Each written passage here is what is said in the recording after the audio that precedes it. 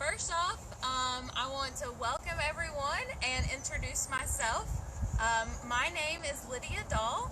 I am the Director of Customer Care at Girl Scouts Carolinas Peaks to Piedmont, and I am happy to welcome all of you into my garden here.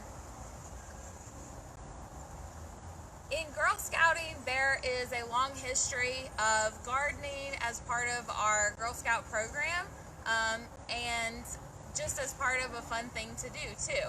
So a little bit of history about who was involved in World War II. The government asked members of victory. So this was a garden that people would have at their house, similar to this, where they would plant fruits and vegetables that could help maintain their family.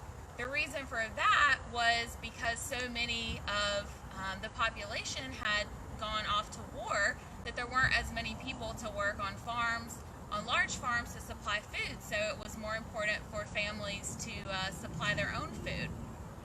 Seems kind of a little bit similar to what's happening today, whereas the government is asking us all to stay home. People are, maybe you guys, sorry, a little technical difficulty here, but I hope we got some of you back. So what are the things that our fruits and vegetables need to grow? So the first thing, obviously, is they need water. And you can see here in our garden that we have soaker hoses that go all the way through the garden beds and keep it watered, keep everything nice and wet. The other thing we need is light. So right now we're in the shade, but this garden is in the sunlight for most of the day. So it's great whenever you pick a spot for your garden, or even if you just want a potted plant or something in a pot, that you make sure you get lots of sunlight to it. The other thing that you need is soil. So if you think about, is all dirt the same? Is all soil the same?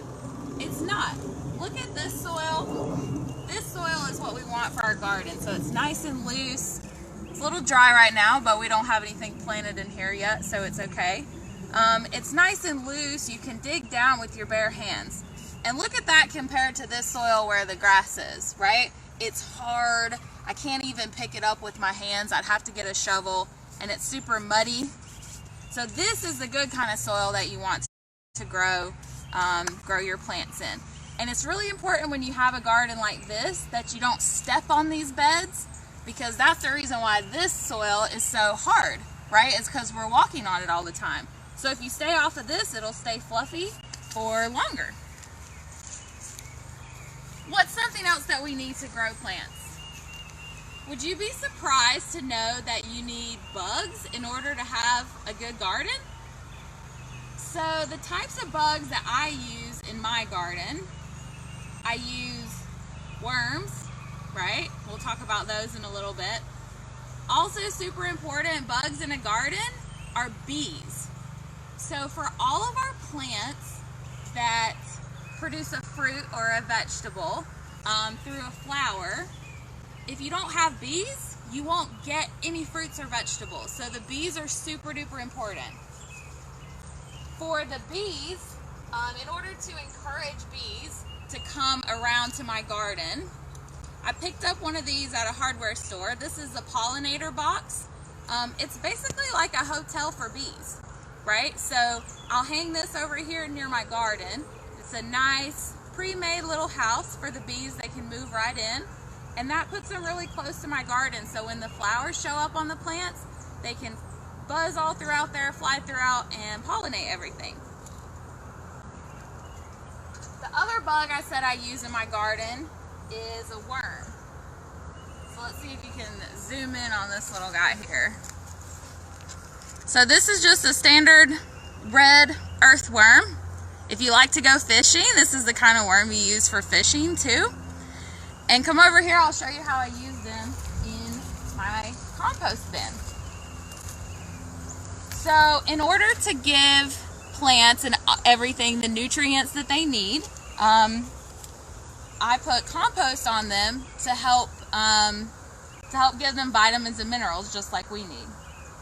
In my compost bin are all kinds of leaves and sticks and grass clippings, food stuff, potato peels, all things like that for my kitchen. And the worms are there. They love to eat all kinds of yucky stuff like that. And they break it down and they turn it into really, really good soil that helps the vegetables grow. So those worms can eat their entire body weight in leaves and other organic matter in one day. So they really go through a lot. But luckily, I eat tons of fruit and vegetables at my house too to feed them. In our house, we keep a tub like this in our kitchen, and we put all of our extra food scraps from fruits and vegetables in here, and then once a day or when our bin is full, we just bring it out here and dump it in. You can see I made some applesauce yesterday, so I have tons of apple peels in there, some eggshells, coffee grounds, and then after you dumped it in, maybe about once a week, you're going to give it a stir with the pitchfork just to break it all up, cover it up, and that's it. And then you wait. So you'll wait, maybe 2 or 3 months after you've got the bin all filled up, and the worms get to work and they eat everything, they break it down, and then you can scoop it out and put it all over your garden, and it helps your plants grow.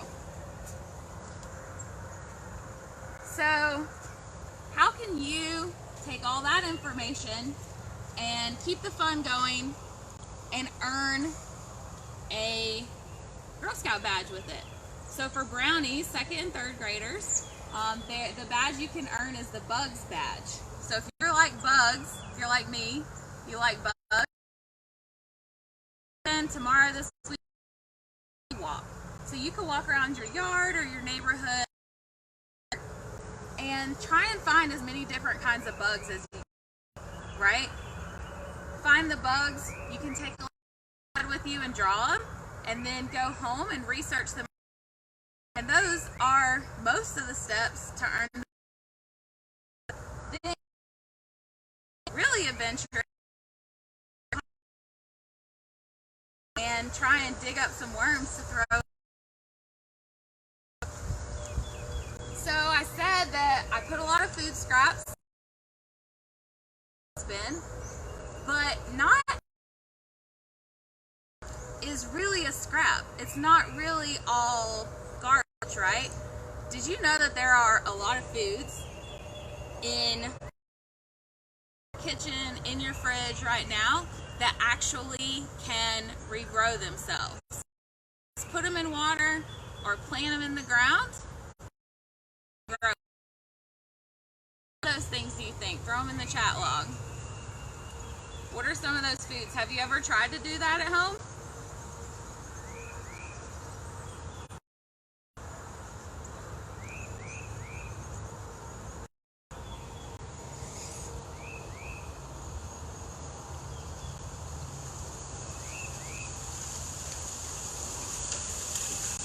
Well, I have some foods here.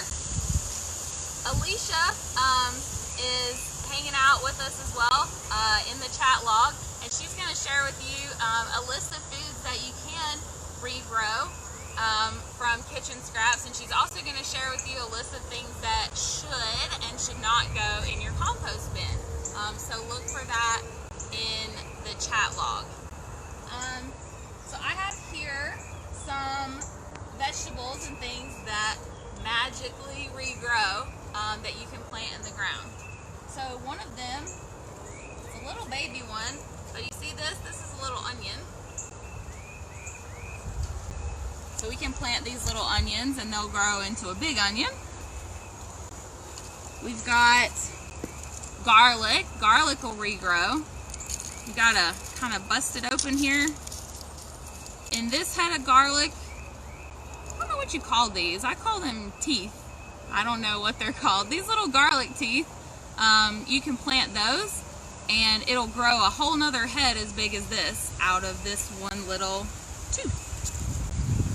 The other thing, which everyone has probably already seen, is how many of you have ever had a potato in your house that sat around so long that it got these little eyes on it? Started regrowing itself. I'm sure a lot of you.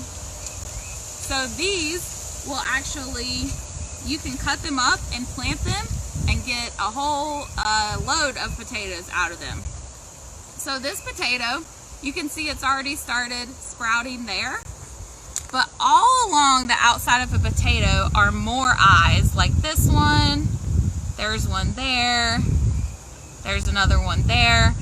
All of those little eyes have the potential to be its own potato plant, and each potato plant can provide about 4 to 5 pounds of potatoes. So in this one little potato, we could probably get 20 pounds of potatoes if we time it right. And all of our soil's good and we have good sunlight and everything stays watered. 20 pounds of potatoes out of this little guy right here. So I'm going to show you how to cut up your potato so that you can get the maximum amount of plants possible. So you might need an adult to help you with this. If you want to experiment with it at home, you'll need a cutting board. So I have this piece of wood, a potato, and a knife. So you may ask an adult to help you with cutting if you're not quite sure. But first you want to locate all the eyes on the outside of the potato. This one's really obvious because it's big and it's already sprouted. And then we have one on this end right there, have one here, and one there.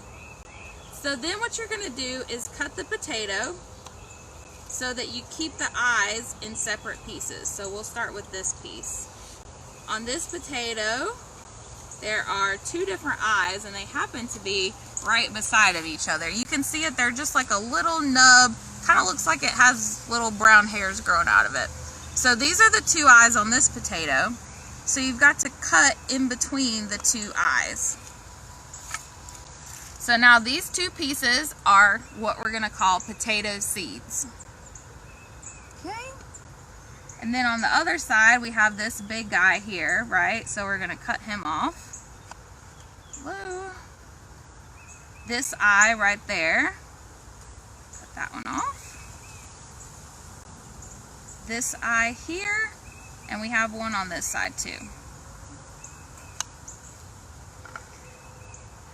Now there's 2 different schools of thought that when you cut a potato you shouldn't plant it right away, because you can see once you experiment with your own, you'll see that it's still kind of wet and starchy here. So there's some people that say you can't plant a potato right away. You have to wait a few days so it can dry out, because otherwise it'll mold. But some people just put them right in the ground right then and there. It just depends. I've done it both ways and both ways have been fine. But you can try on your own and maybe do an experiment to see which way you like better. As far as planting, I'm going to use this one that has the big eyes on it so we can tell what we're looking at. When you plant the potato, and we'll go ahead and put this one in the ground too since we're here. So when you plant a potato, you have to plant it with the eyes facing upwards, right? Because this is where all the leaves are going to grow out of.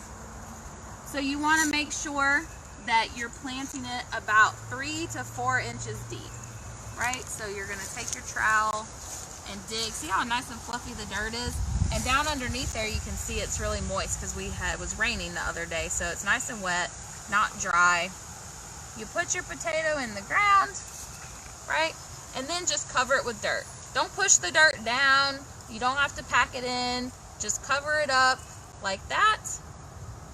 And sometimes people will use like a stick or something to mark where you planted things.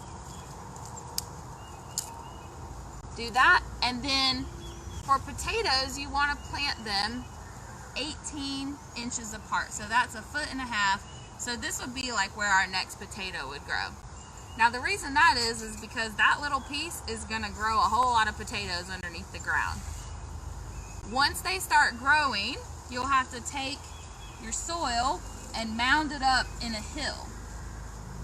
The reason for that is if the skin of the potato gets exposed to the air, then it creates a toxin in the potato and then it's no good and you can't eat it.